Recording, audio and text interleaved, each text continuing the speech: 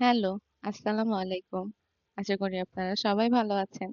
যে যেখান থেকে আমার ভিডিওটি দেখছেন, আপনাদের সবাইকে আমার মন থেকে সালাম।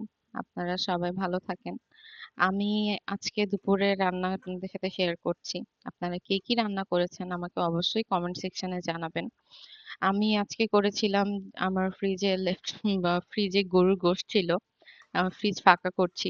আ আপনারা ভেবে নিয়েন না যে আমি প্রতিদিনই গরু গোশত খাই, এমন না। যেহেতু সামনে কুরবানির ঈদ আসছে, তো ফ্রিজে গরু গোশত ছিল সেটা রান্না করেছি একটু ঝোল, ঝোল করে। আর এই যে যেটা দেখতে পাচ্ছেন, এটা হচ্ছে আমাদের নওগাঁর বা উত্তরবঙ্গের আমাদের বিখ্যাত একটি খাবার। এই খাবারটা আপনারা বাসায় রান্না করে খেতে পারেন। এটাকে আমরা বলি পুঁই শাকের ডাল বা অনেকে আর কে কি নামে চিনেন আমি জানি না। আজকে বাজার থেকে আমার মা একদম টাটকা শাক এনেছে। শাকের দাম কত শুনবেন? মাত্র ৳10। তো এই শাক দিয়ে মসুর ডাল দিয়ে আমি হচ্ছে একটা ডাল রান্না করেছি যেটাকে আমরা বলি পুঁই শাকের ডাল। গরমের দিনে ডাল না হলে হবেই না।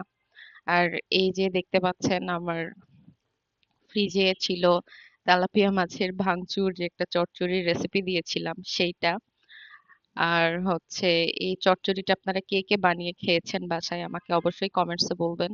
আর করেছিলাম অল্প একটু পটল ভাজি, যে বলেছিলাম যে পটলটা অনেক রিজনেবল আমাদের নওগাঁতে, যার জন্য পটলটা আমার বাসায় ডেইলি বেসিসেই খাওয়া হয়। আর এই যে আজকে শো স্টপার, লেবু, যেটা না হলে আমার মনে হয় খাওয়া অসম্পূর্ণ। আর গরমের দিনে আপনারা সবাই চেষ্টা করবেন লেবু খাওয়ার। আপনারা যারা লেবু খান না, আমি বলবো তাদের সবারই লেবু খাওয়া উচিত। আমাদের স্কিনের যে গরমের জন্য প্রবলেম থাকে, র্যাশ ওঠা, পিম্পলস ওঠা, তারা কিন্তু লেবুটা খেতে পারেন। তবে রাতের বেলা খেতে যাবেন না।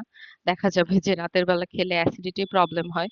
আমি কিন্তু লেবুর এই যে খোসাটা আছে সেইটাও খেয়ে ফেলি। আপনারা কে কি রান্না করেছেন আমাকে অবশ্যই জানাবেন। Thank you. Please follow my channel and subscribe my YouTube channel.